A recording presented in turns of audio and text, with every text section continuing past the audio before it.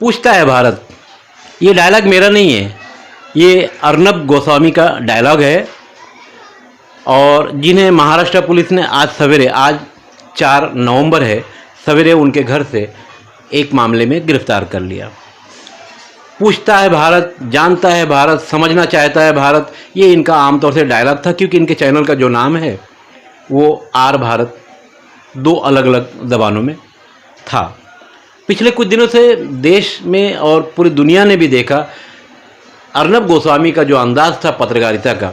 हालांकि ये बात अच्छी नहीं है कि पुलिस किसी पत्रकार को गिरफ्तार करे, मगर उससे ऊपर उठकर अगर सोचा जाए तो अर्नब गोस्वामी की गिरफ्तारी होना भी ज़रूरी था, क्योंकि इन्होंने पत्रकारिता की जो हदें थी उसको लांघकर अपने आप को देश की जो सर्वोच्च न्यायालय है यानी सुप्रीम कोर्ट, उससे भी ऊपर उठने की इन्होंने कोशिश की थी। तो देश में कानून का राज है, रहेगा।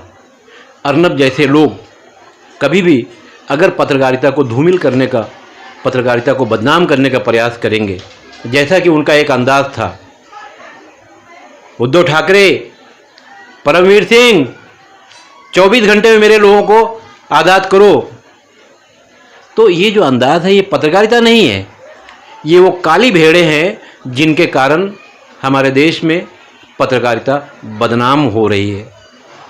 आप देखेंगे तो ये पत्रकारिता का जो अंदाज़ है ये सिर्फ देश में नहीं रहता, ये पूरी दुनिया देखती है। पूरी दुनिया देखती है कि भारत में पत्रकारिता चंद लोग किस तरह से कर रहे हैं, अल्पसंख्यक को किस तरह से अपनी पत्रकारिता की बदौलत डराते हैं, मगर जो सच्चाई है वो छुपती नहीं। आखिर महाराष्ट्र पुलिस ने 2018 के एक केस में इंटीरियर डिज़ाइनर जो था, जिसने अर्नब गोस्वामी की वो ऑफिस बनाई थी, उसका 5 करोड़ कुछ रुपया बकाया ना मिलने के कारण इंटीरियर डिज़ाइनर ने आत्महत्या कर ली। और उसके पास से जो सुसाइड नोट मिला था उसमें अर्नब गोस्वामी और 2 लोगों का नाम था। बहरहाल अर्नब गोस्वामी तो गिरफ्तार हो गए, पुलिस देखेगी अपने हिसाब से इंक्वायरी में। अभी 2 लोगों की गिरफ्तारियां होना बाकी है।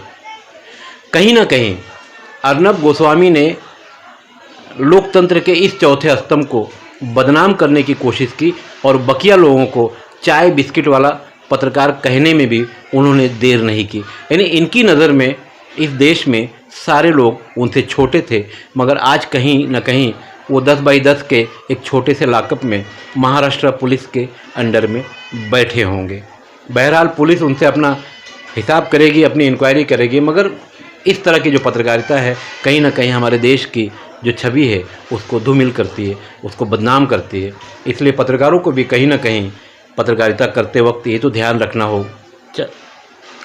रखना चाहिए कि पत्रकारिता है, उसकी एक गाइडलाइन है, उसका एक तरीका है, उसी तरह से करना चाहिए। मैं सुल्तान कुरैशी के साथ खान फ़ख्र आलम।